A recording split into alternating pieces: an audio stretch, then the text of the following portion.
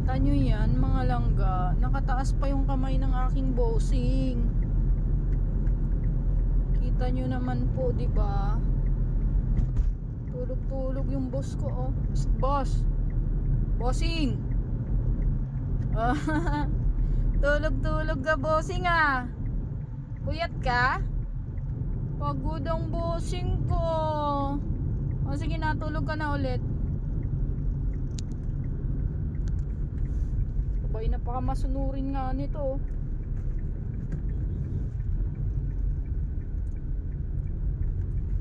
Mabilis kausap.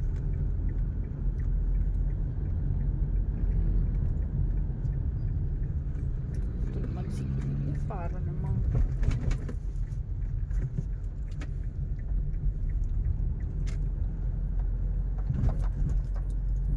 disturbo yung bossing ko, ah.